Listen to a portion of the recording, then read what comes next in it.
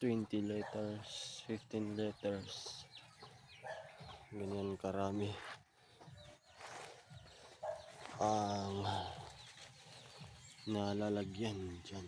Ito 20 to, ito 15.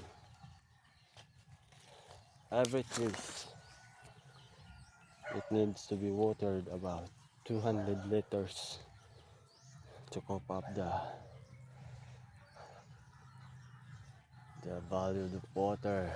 About my treatment in this tree of Lanzones. That is our study. So that study is to flowered after 2 weeks in this crop of Lanzones.